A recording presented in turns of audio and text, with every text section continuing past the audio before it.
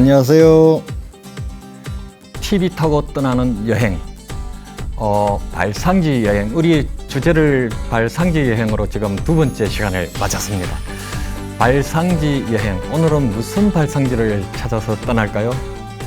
예, 나주, 전라남도 나주 영산포 홍어의 고장입니다. 홍어. 홍어 많이 좋아하시죠?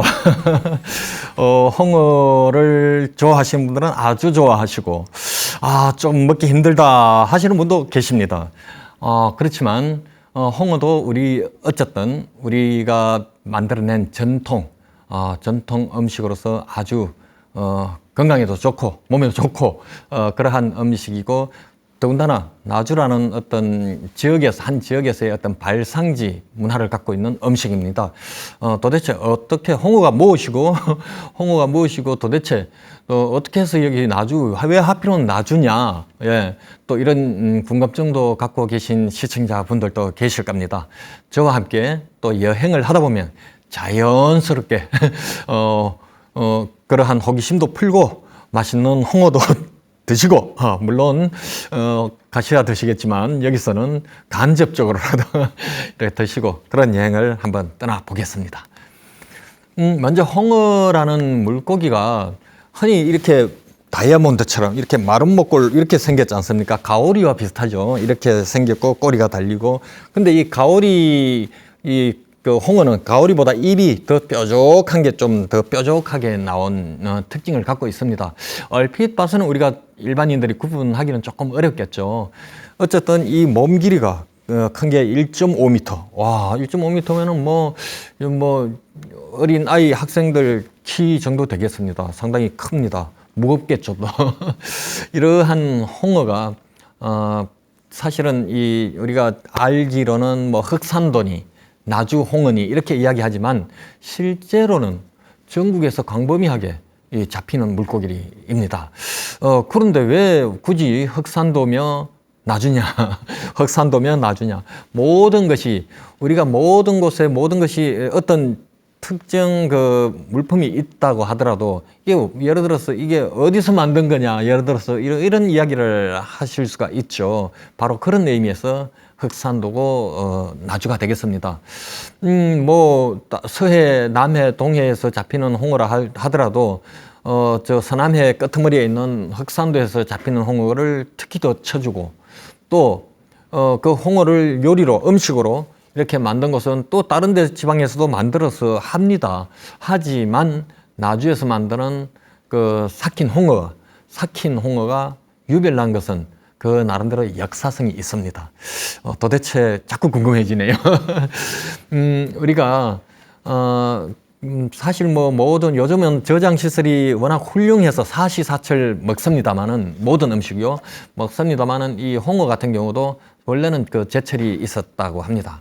이제 보통 겨울, 초, 봄 요런 기간 안에서 주로 이제 즐긴 음식이라고 합니다. 요즘은 언제나 드실 수가 있죠. 근데 이 홍어는 사실 호불호가 뚜렷한 그런 음식이죠. 생선이죠. 보통 생선 같은 경우에 특별히 그렇게 가리진 않겠지만 이 홍어는 특히 삭힌 홍어는 그 암모니아 향 같은 향이 좀 자극이 강합니다. 그죠? 그러다 보니, 거기에 익숙한 사람들은 아주 진짜 그게 별미고, 그 맛으로 먹는데, 처음 접해보시는 분들이라든가, 좀 그런 분들은 안 맞죠. 싫어합니다. 저 역시 처음에 홍어를 접했을 때는 못 먹었습니다. 앞에 다른 사람들이 막 즐기는데 그냥 처음에 그 냄새 때문에 못 먹고 그냥 젓가락만 빨고 이래 있었는데, 다음 어떤 자리에서 또 나왔을 때 이게 안 먹으면 저만 손해 갔더라고요. 그래서 먹다 보니 먹게 됩니다. 그래서 지금은 아주 좋아합니다. 그래서 어쨌든 조선시대의 임금님 수라상에도 진상했다고 합니다. 좀 궁금해요. 임금님이 좋아하셨는지 아니면 다음부터 올리지 마라 했는지 모르겠습니다. 좋아하셨으니까 진상을 계속 했겠죠. 처음에는 누구나가 좀 익숙지가 않을 겁니다. 그러나 그런 음식들일수록 한번 그 맛들어 놓으면은 또 못 헤어지죠. 안 찾을 수가 없습니다. 이 홍어는 또요, 재밌는 것이 우리가 오늘 홍어를 드셔야 되니까, 홍어에 대해서 좀 알고 드셔야 되지 않겠습니까? 홍어가 시골 같은데 특히 뱀이 어디 집 주변에 뭐 장독대라든가 혹시 이런데 뱀이 나타나고 하면 어우 무섭지 않습니까? 또 위험하고 이럴 때 홍어를 씻은 물을 갖다 뿌린답니다. 홍어를 씻은 물을 뿌려놓으면은 뱀이 얼씬도 못한답니다. 오, 중요한 정보죠. 뱀이 얼씬도 못한다고 합니다. 왜냐하면은 뱀이 나름대로 자기가 아무리 또 사악한 동물이지만 이 홍어의 그 비린내를 아주 질색으로 여긴답니다. 그래서 뱀을 퇴치하는데 상당히 중요한 그런 우리가 정보를 오늘 배우게 됩니다. 또 혹시라도 뭐 그럴 일은 없겠지만 혹시라도 뱀에 물렸을 때 홍어 가죽을 갖다 붙이고 하면은 효과가 뛰어나다고 합니다. 뭐 그럴 일은 별로 없으니까 좀 저기 하지만 이런 경우는 또 있죠. 우리가 가슴이 뭐 뭉친 것처럼 아주 좀 뭐라 할까요? 체한 것 같기도 하고 뭉친 것 같기도 하고 탁탁할 때 이럴 때 이 삭힌 홍어를 끓여서 국물을 아주 듬직하게 아주 넉넉하게 이래 마시면은 막 속을 언제 뚫은지 모를 정도로 싹 내려간다고도 합니다.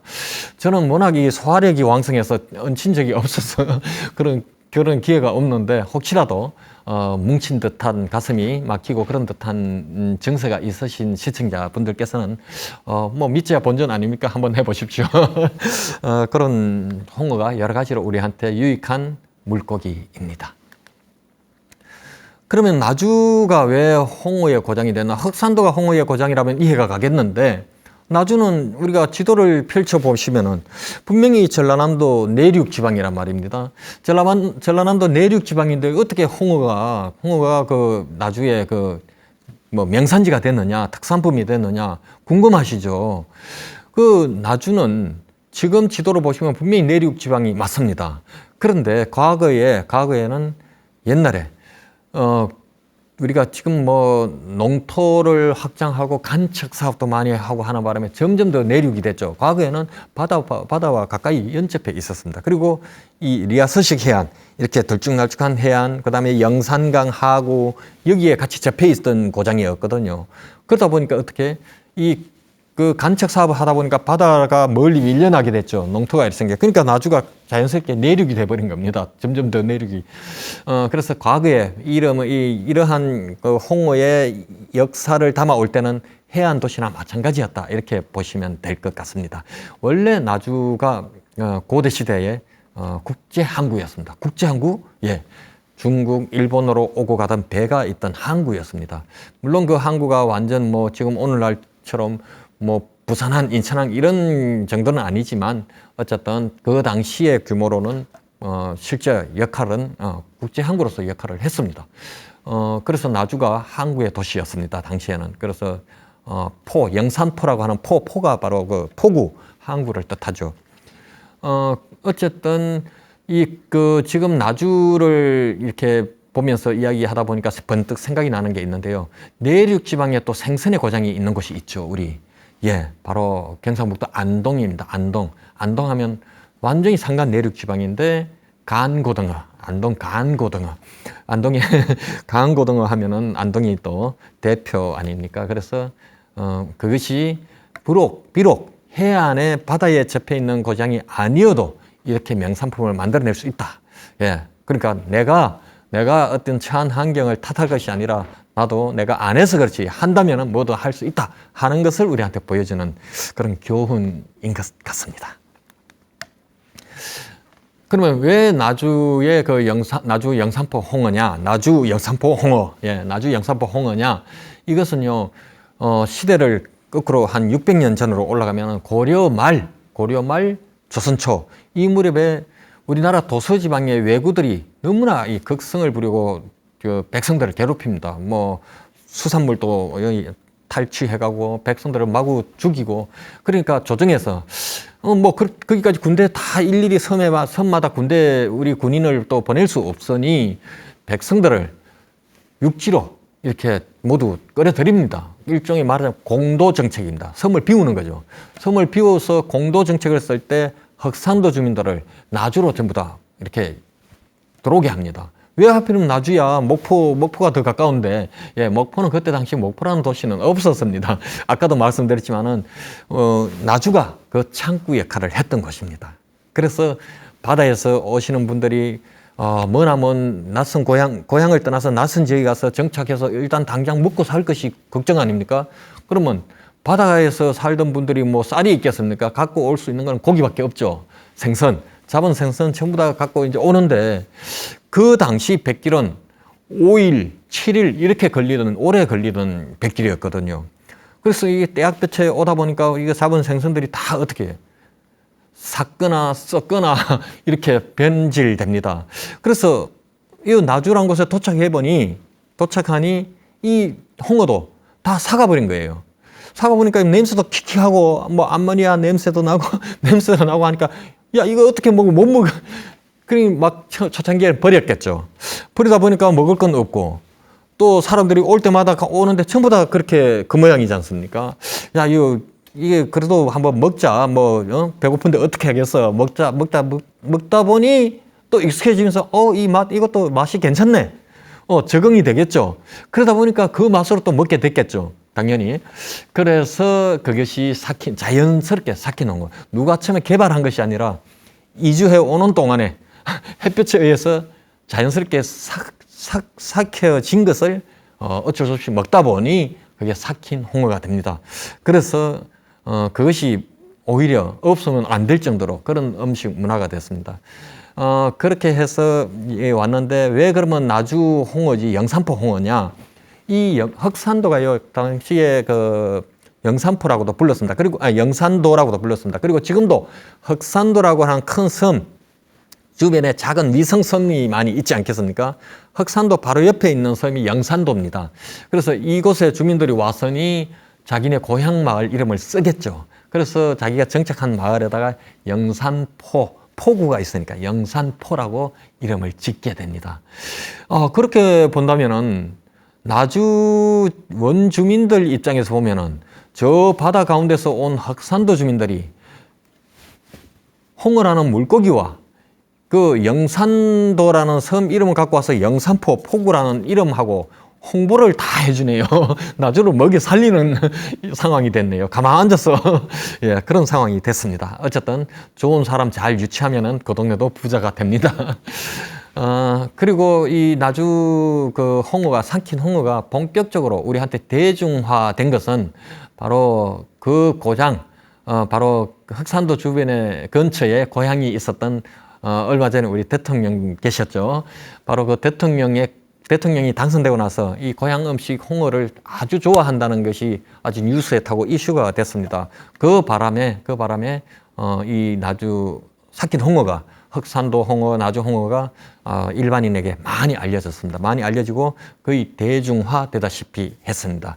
그 대통령 존함도 김대중 대통령이시죠.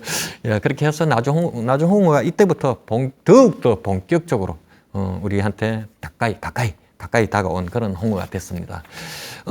그 서울 사는 제 아는 지인이 고향이 나주인 분인데요.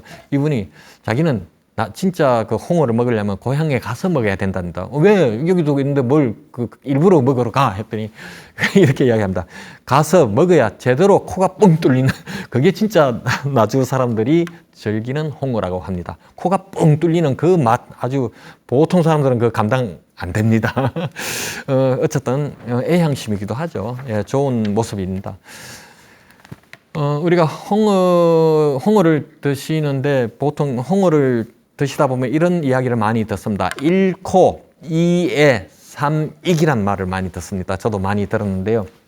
1코는 이런 첫 번째란 뜻입니다. 홍어를 먹을 때 뭐가 제일 맛있냐 이렇게 이야기하는 거죠. 그럴 때 1코, 2애, 3익이라고 이제 이야기하는데 1코는 첫 번째란 뜻입니다. 이런 첫 번째 코랍니다. 홍어 코가 그렇게 맛있답니다. 홍어 코 글쎄요. 예. 그런데 이게 마니아들은 코가 가장 맛있다고 하는데 그 말 듣고 초보자가 코를 먹었다가는 큰 코 다칩니다. 보통 감당이 안 됩니다. 두 번째는 이애인데요. 두 번째는 애는 이제 내장, 내장 부위가 그렇게 맛있다고 합니다. 세 번째는 익은 우리가 흔히 날개 익이죠. 날개와 뒤에 꼬리, 지느러미겠네요. 예, 이 익이 세 번째로 맛있다고 합니다.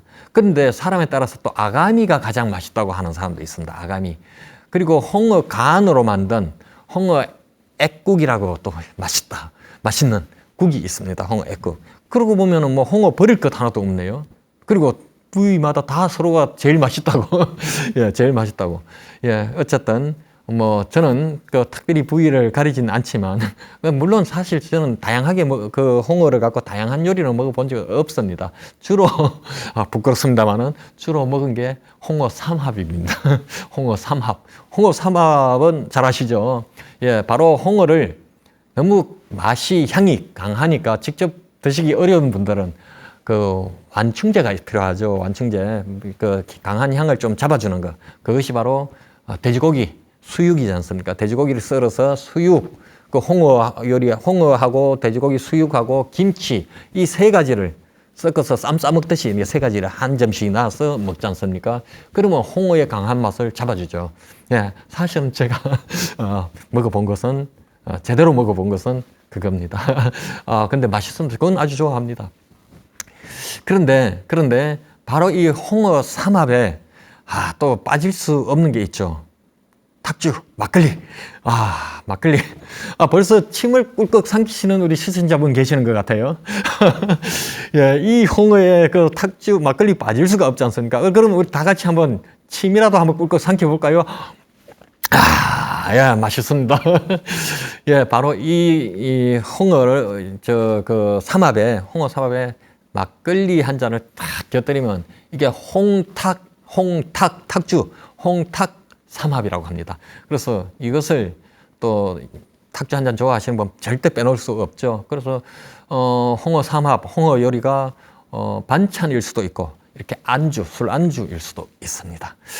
어쨌든 우리한테 사랑을 받을 수 있는 그런 음식이죠. 여담입니다마는 이 홍어를 먹지 않는 나라가 있습니다. 뭐 많은 나라가 그런 나라가 있긴 한데 그 중에 대표적으로 홍어를 절대로 안 먹는데 한국 사람들이 홍어를 너무나 좋아해서 한국에서는 홍어가 수요가 딸리니까 잡아서 한국에 수출해서 떼돈 버는 나라가 있습니다. 우리 지구 반대편 칠레라는 나라가 그랬답니다. 그래서 칠레는 홍어가 지금 씨가 마르고 있답니다. 그래서 지금 오히려 규제에 들어갔다고 할 정도로 역시 참 돈이 무섭습니다. 돈이 무섭고 또 너무 한 곳에 우리가 어떤 것을 수요가 늘어나면은 또 그런 균형이 깨지는 그런 일이 일어납니다. 그죠? 균형은 항상 유지가 돼야 될 것 같습니다. 뭐든 간에. 자, 나주 우리가 이제 홍어를 이제 이렇게 드셨고 지금 탁주까지 한 잔 드셨죠? 너무 많이 드시면 또 안 됩니다. 조금 드시고 왜냐하면 여행을 또 하셔야 되니까 음주 여행 하시면은 많은 것을 못 보십니다. 나주에 가시면 제가 또 진짜 좋아하는 것이 나주 곰탕입니다. 물론 서울에서도 우리 뭐 나주 곰탕 많이 보십니다만은 나주 곰탕이 왜 곰탕입니까? 저는 처음에 곰을 잡아넣었네요. 그것이 아니고 고아서 탕을 만들기 때문에 곰탕이라고 부릅니다. 나주는 소뼈보다는 양지, 사태 이런 것을 푹 삶아서 육수를 냅니다. 그러다 보니까 거기에 각종 뭐 양파도 썰어 넣고 온갖 영양이 풍부한 우리 야채도 넣고 하죠. 그러니까 그 고기 국물하고 어우러져서 우리한테 뭐 무기질도 풍부하고 칼슘도 풍부하고 하니까 몸에 좋습니다. 맛도 아주 좋습니다. 진국이면서 아주 부드러운 맛. 이게 아주 제가 좋아하는 나주 곰탕의 맛입니다. 그래서 나주 출장 제가 여행 가거나 또 그 어떤 강연 때문에 가면은 저녁에 일부러 KTX 1시간 늦춰서 타면서 이걸 저녁을 꼭 먹고 올라옵니다. 그 다음에 나주에 또 구진포 장어, 나주 영산강 하류 민물하고 서남해 바다 물하고 만나는 곳에 그 장어가 같이 그 두 물에 오고 가면서 한 장어가 그렇게 맛있다고 합니다. 그래서 구진포 장어는 나주 시내에서 영산강 하류로 조금 내려가다 보면은 거기에 그 장어 골목, 장어 타운이 조성되어 있습니다. 그래서 구진포 장어로 우리가 또 나주의 특산품 요리로 이렇게 즐기실 수가 있습니다. 나주 하면 또 나주배가 유명하죠. 가을에 뭐 추석 때 나주배 아주 풍기 현상이 일어날 정도로 나주배가 유명합니다. 역사를 제가 이렇게 찾아보니 원래 조선 초부터 그런 기록이 있습니다. 나주의 배. 그리고 나주배가 그런 기록이 있었지만은 역사성이 있지만 사실 본격적으로 오늘날 우리가 이렇게 이 나주배를 본격적으로 먹는 이게 본격화된 것은 또 일제강점기 때 일본 사람이 와서 그 이식시켜서 나무를 품종을 개량하고 이식시켜서 하고 그다음에 우리나라 사람이 이어받아서 더 개량을 했습니다. 그 발전시켰습니다. 그래서 나주가 또 배나무가 생장하는데 아주 또 좋은 기후 조건을 가진 그런 고장입니다. 그래서 나주배가 아주 맛있죠. 그 흥미로운 것은 여기에 1996년 마이클 잭슨 내한 공연 때 나주배를 또 아주 최고급 나주배를 선물했다는 이야기도 있습니다. 그리고 마이클 잭슨이 아주 좋아했다고 맛있었다고 그런 일화가 또 남아 있습니다. 이제 나주 하면 사실 상당히 역사가 깊은 고대 도시입니다. 뭐 고대 도시인데 역사가 얼마나 깊은지 알 수 없을 정도로 고대 도시입니다. 우리가 백제 역사 이전에 나주에는 이미 고대 그 마한 시대의 역사를 고이 간직하고 있었습니다. 뭐 우리나라 백제 지배권 하에서 마한 시대의 어떤 유물이라든가 나온 것이 거의 별로 없지 않습니까? 근데 나주는 이미 그때 상당히 오랜 기간 동안 그러니까 마한 54국 중에 백제가 가장 나중에 합류하면서 지금의 서울 쪽에서 합류해서 가장 강성해서 그 마한 지역을 다 그 합병한 것이 백제인데 그때까지 가장 늦게까지 버티고 저항하고 독자 문화 생활권을 유지했던 것이 바로 나주권역에 있던 마한 세력입니다. 가장 강대국이었다고 볼 수 있겠죠.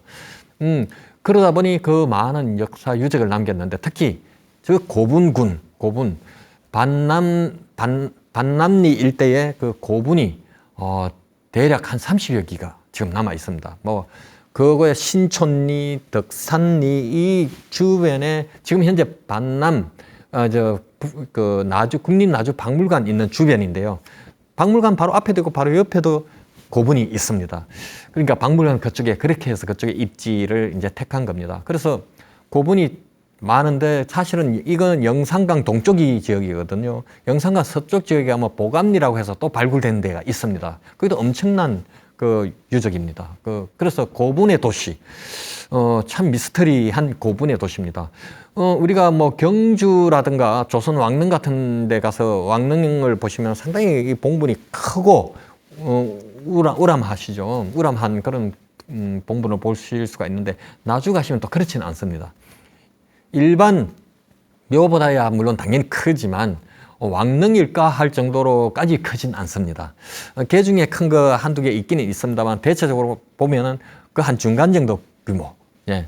왕릉과 일반 묘의 중간 정도 규모. 근데 이 모양이 또 다르다는 게 아주 특징적입니다. 보통 우리 능하면 봉분하면 이렇게 둥글게 이렇게 주발을 엎어 놓은 것처럼 이렇게 생겼지 않습니까? 그런데 나주는 다릅니다. 뭐가 다르냐? 원통골 모양도 있고 사각형 모양도 있고 이 피라미드 모양도 있고 너무나 다양해요. 그러니까 그것이 참 점점 더 미스터리죠. 도대체 누가 왜 이런 다양한 모양으로 했을까?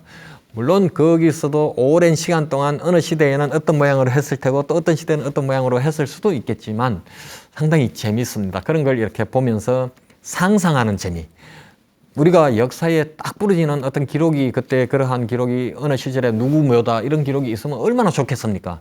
없으니까 추정하고 상상하는 거죠. 역사를 분석하는 데 있어서 가장 중요한 수단이 무덤, 장묘 문화죠. 무덤, 그 다음에 또 뭐 있습니까? 그 다음에 매장, 고인돌 같은 매장 문화, 이런 거. 그 다음에 어떤 삶의 그 도구, 석기, 청동기, 이런 유물들이 우리가 이제 당시 역사를 누가 어느 시점에 살았는가, 어느 지역에 분포해서 살았는가 하는 가장 중요한 판단 근거가 되고 있지 않습니까? 뭐 우리는 그런 거는 역사학자한테 맡기고 우리는 그러한 것을 여행을 통해서 누리면 됩니다. 어쨌든 상당히 중요한 것은 여기에 묘가 상당히 그 옹관묘라고 해서 그 묘를 뭡니까? 항아리 같은데 특이하죠. 시신을 저 항아리 속에 넣고 두 개를 이렇게 끼웁니다. 이렇게 해서 이제 묻는데, 제가 참 어떻게 당시에 저런 생각을 했을까 그런 생각이 듭니다. 아마 저 같은 경우는 저 옹기를 뭐 쌀을 저장하거나 이렇게 할 것 같은데, 예, 시신을 저렇게 해서 묻게 되는데, 예, 아마 제 생각에 볼 때는 모든 사람의 시신을 저렇게 묻은 것이 아니라 지배계층한테 특별한 요즘 말하자면 고급 관이 아니었나 그렇게 생각이 듭니다. 그래서 재밌는 것은 저러한 것이 제가 이제 상상을 하는데요. 뭐 1500년, 1600년, 1700년 전의 유물이거든요. 그러면서 우리가 장묘 문화가 서서히 또 오면서 뭡니까? 일반적으로 다 매장 문화를 또 갖지 않습니까? 그냥 시신을 일반 나무관에, 목관에 넣어서 매장을 하다가 오늘날은 또 뭡니까? 화장이 대세죠. 화장을 합니다. 그러면 앞으로 또 뭐 몇백 년 후, 예, 할 때 우리 시신을 어떻게 매장을 할까요? 저는 또 이런 상상을 가끔 저기 가면 해보게 됩니다. 물론 그때까지도 화장이 이어갈지 아니면 아주 또 독특한, 예, 100년 후, 500년 후 또 어떻게 우리가 지금 상상도 할 수 없는 상황이 나올 수 있겠죠. 그런 상상을 또 하다 보면 재미있습니다. 자꾸 뭐 생각을 이렇게 하면 좋잖아요. 여행하면 자꾸 머리 쓰고, 예, 뭐 너무 우리가 해답을 찾는 데만 몰두할 것이 아니라 이런저런 상상 속에서 나래를 한번 펴보는 겁니다. 다음은 이제 그 박물관에 가시면요. 나주 박물관에 가시면 금동관이 있습니다. 제가 가서 여러 차례 저기 가서 봤는데, 너무나 탐이 납니다. 도대체 이 관을 쓴 그 사람은 누구였을까? 당연히 그 고장의 지배계층이었을 텐데, 그 사람을 알고 싶어요. 근데 알 수가 없죠. 상당히, 그 당시, 적어도 1500년 이전에 만든 거거든요. 백제의 병합되기 전에 독자적으로 있을 때 만든 겁니다. 그때 누군가가 이곳에 통치하던 지배자가 이제 썼을 텐데 그것이 저렇게 온전하게 이렇게 발굴이 됐습니다. 바로 고분에서 다 나왔죠. 그래서 참 우리 귀중한 문화 자산이 되고 당연히 이제 국보로 지정돼 있습니다. 저 보시면 왕관에 이 작은 부속품 같은 금동으로 부수품 같은 것이 막 떨는, 뭐 고개를 흔들면 사시나무 떨듯이 이래 떨지 않습니까? 그런 걸 왜 그렇게 떨게 해놨을까요? 바로 그 지배자, 통치자의 그러한 것이 바로 주변에 있는 신하들한테는 위험의 상징이 됩니다. 얼마나 저렇게 하면 옆에서 보는 사람들이 참 겁을 먹는 어떤 그런 장치, 예, 그런 장치로 그렇게 만들게 됩니다. 다음은 거기 가시면 또 신발을 볼 수 있는데요. 신발을 보시면은,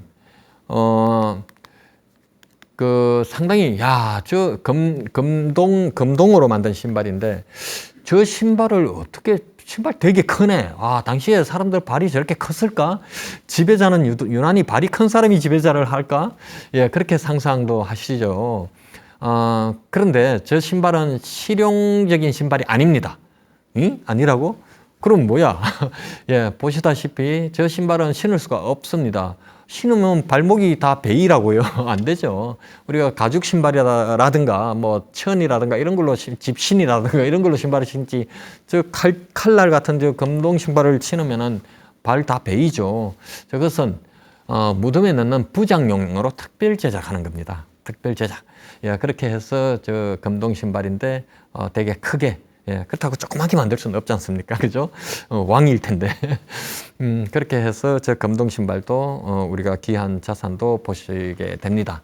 또 다른 거기서 보실 중요한 그 물품 중에 하나가 고곡인데요. 곡옥. 9번 옥이죠. 곡옥. 저 고곡을 보시면은 그림을 모양새로 보면 뭐 같이 생겼습니까?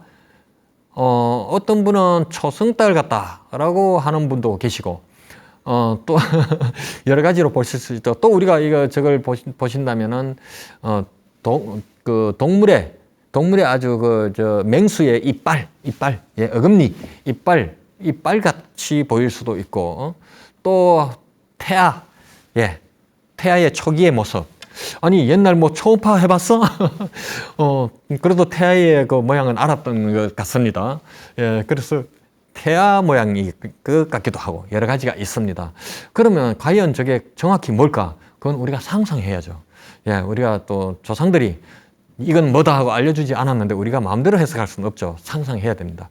그러면 특히 저러한 고국은 신라시대 때 왕관에 특히 많이 등장합니다. 신라 왕관에 많이 등장합니다. 그래서 신라 왕실의 상징이기도 합니다. 그렇다면 이렇게 이건 순전히 제 생각인데요. 이렇게 상상해 볼 수도 있죠. 왕한테 가장 필요한 것은 후손, 자손입니다. 자손이 많이 번창해야지 왕실을 이어간다는 거죠. 그건 조선시대에도 마찬가지였습니다. 왕실을 이어가기 위해서는 자손. 그래서 왕비가 아이를 못 낳으면 후비를 얻고 계비를 얻지 않습니까? 그것도 안 되면 후궁들을 뭐 10명까지 두는 이런 왕도 있지 않습니까? 그렇게 해서 아들을 많이 낳게 되는데 너무 많이 낳아서 서로 싸워서 탈이죠. 근데 조선 후기로 갈수록 자식이 귀해졌지 않습니까? 아들이 귀해져서 상당히 또 곤란을 겪기도 했는데 어쨌든 신라시대에 그랬던 걸 봐서는 그러면 태아의 상징에 가깝지 않나 하는 것을 제가 혼자 상상을 해봅니다. 어쨌든 뭐가 됐든 간에 우리는 저런 것을 보면서 당시 1000년 전, 1500년 전 사람들은 많은 생각을 하면서 저런 모양을 남겼구나. 그럼 우리는 오늘 무엇을 남길 것인가? 이게 중요하죠. 우리는 천년 후손들한테 뭘 남길 것인가? 자랑스럽게. 좋은 것을 많이 남겨야겠죠. 예. 어쨌든 그렇게 이제 나주가 이런 고대 도시이면서 지금은 나주 혁신 도시라 해서 미래 도시로도 지향을 하고 있습니다. 그래서 나주는 고대 시대부터 앞으로 나아가는 미래 도시까지 한눈에 볼 수 있는 그런 고장입니다. 이제 나주의 감성 여행지를 한번 찾아가 보겠습니다. 아주 달달한 여행지인데요. 고려 왕건이 나주 지역을 정벌하기 위해서 나주 지역으로 출정을 나갑니다. 후백제 견훤이 나주 지역을 그렇게 정벌하려고 하다 실패합니다. 정벌을 못했습니다. 다른 지역은 다 정벌하다 정벌을 못했습니다. 나주에서 워낙 강하게 저항을 해서 정벌을 못했는데 이 왕건이 오니 나주 세력이 투항을 합니다. 이상하네. 예. 그래서 나주는 아까도 말씀드렸지만은 나주는 이 해양의 해양 세력입니다. 나주가 일종의 말하자면 그 견훤은 내륙 세력이고 왕건은 또 해주를 통해서 이 서해안을 개성 해주 이쪽을 통해서 서해안을 해상권을 장악한 해상 세력 아닙니까? 그러니까 서로 맞았던 겁니다. 그래서 나주에 와서 투항해서 같이 규합을 해서 결국은 견훤은 광주에서 물러나서 전주로 가서 새로운 세력을 형성하게 되죠. 그런 역사가 있었습니다. 그때 나주에 왔던 그 왕건이 우물가에 달려가서 목이 마르니까 말을 타고 달려갑니다. 우물가에 갔는데 우물가에 어여쁜 아가씨가 빨래를 하고 있습니다. 빨래를 하고 있는데 그 빨래하는 데서 물 한 바가지 줄 수 있어 하니까 물을 한 바가지 따서 버들잎을 훑어서 넣어줍니다. 왕건이 상당히 기분이 나쁘죠. 내가 장군이 마실 물인데 버들잎을 따서 지저분하게 쓰니 이렇게 넣어주니 얼마나 기분이 나쁘겠습니까? 그랬더니 하는 이야기가 호통 쳤더니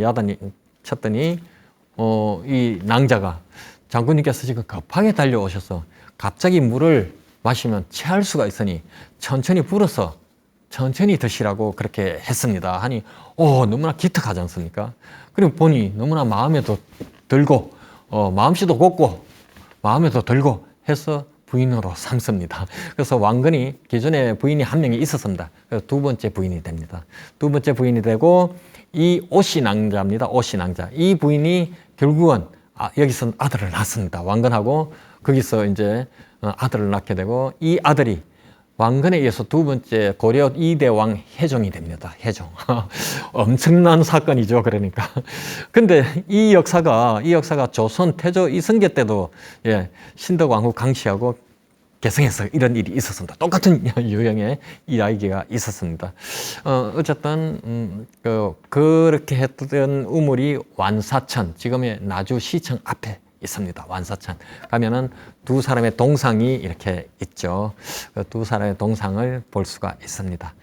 그리고 나주 시내 구도심이죠. 시내 한복판에 들어가시면은 나주객사 금성관이 있습니다. 나주객사 금성관이 나주 고을 관아가 있던 그 객사입니다. 관아가 옆에 있고 객사 중앙에서 관리가 내려오면은 잠을 잘 수 있는 객사가 있는데 객사 규모가 매우 큽니다. 조선 후기 그 택리지를 쓴 이중환이 나주에 와서 보고는 이거는 한양하고 지형지세가 너무나 닮았다 이렇게 이제 표현을 합니다. 그래서 작은 서울이다 해서 소경이라는 표현도 쓰곤 했습니다. 그리고 고려 2대 해종이 아까 고향이라고 제가 말씀드렸고요. 8대 현종이 거란족이 침입했을 때 몽진을 나주까지 옵니다. 왜 나주까지 왔을까요?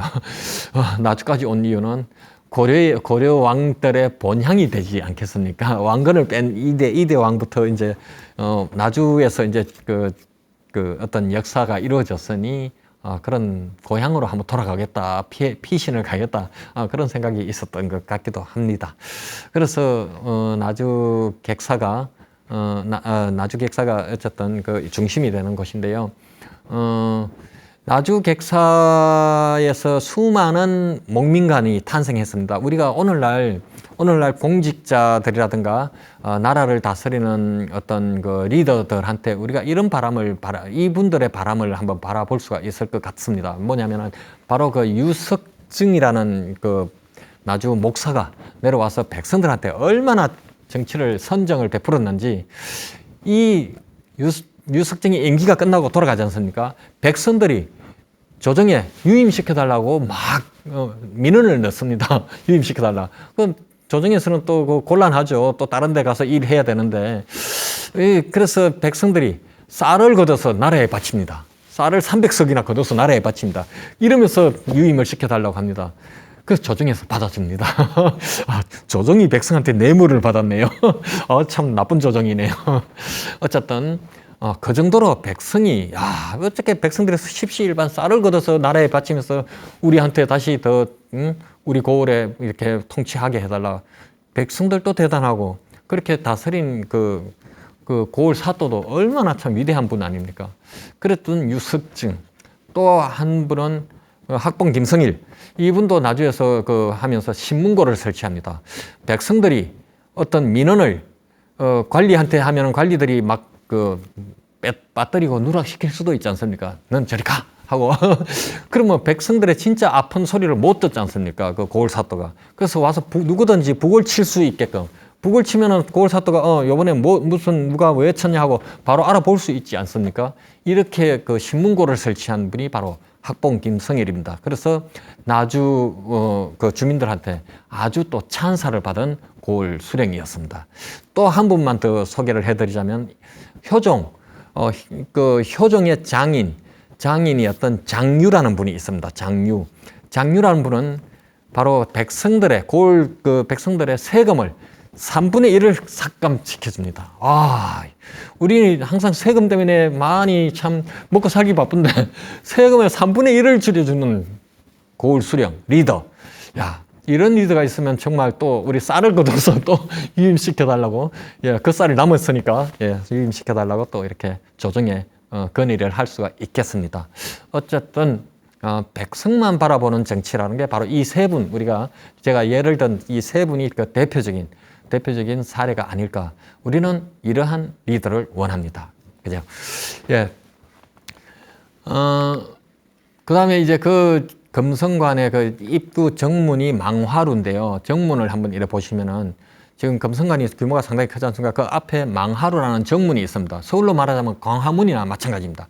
이 망화루는 상당히 역사적인, 우리가 광화문에서 많은 어떤 인파가 몰리고 하듯이 이 망화루가 또 그런 광장 역할을 했습니다. 그래서 임진왜란 때 의병을 일으킨 김천일 장군이 의병을 일으킨 그런 장소이기도 합니다. 그래서 거병을 하고 그다음에 조선 후기 영조 때 1755년 영조 때 윤지라는 그 분이 유배를 와서 장기간 유배 생활을 했는데 유배 생활하다가 나주로 다시 이배되어서 나주에서 유배 생활을 또 하는데 이때 자기는 이제 가망이 없어서 그런지 이제 이분은 소론입니다. 당시 사색 당파 중에 소론.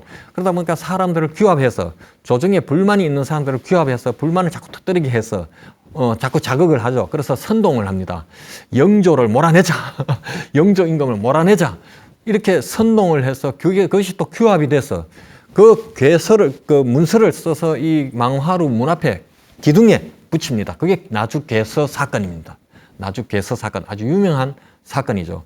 이 바람에 소론이 완전히 멸족을 당합니다. 소론이 완전히 붕괴됩니다.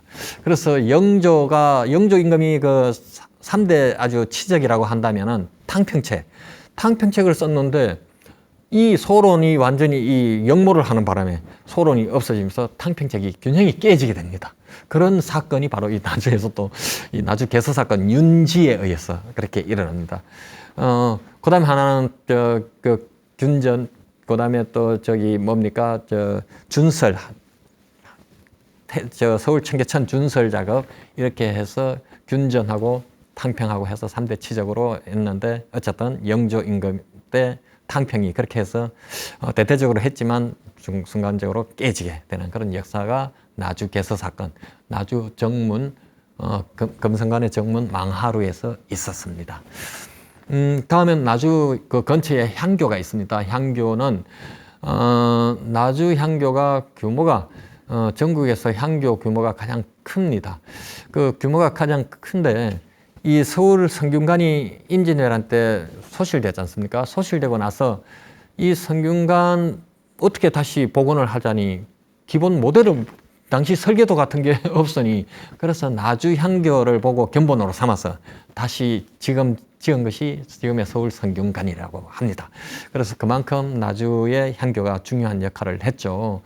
그 중요한 것은 나주 대부분 향교가 이 전학 규모 앞쪽에 그 강당이 있고 뒤쪽에 추모 공간이 있는데 나주는 그 반대입니다. 전묘후학. 향교도 그렇고 성균관도 그런데 중요한 것은 중요한 건물이 2개 있습니다. 하나는 공자를 중심으로 한 성현들의 위패를 모신 추모 공간. 이게 대성전입니다. 대성전.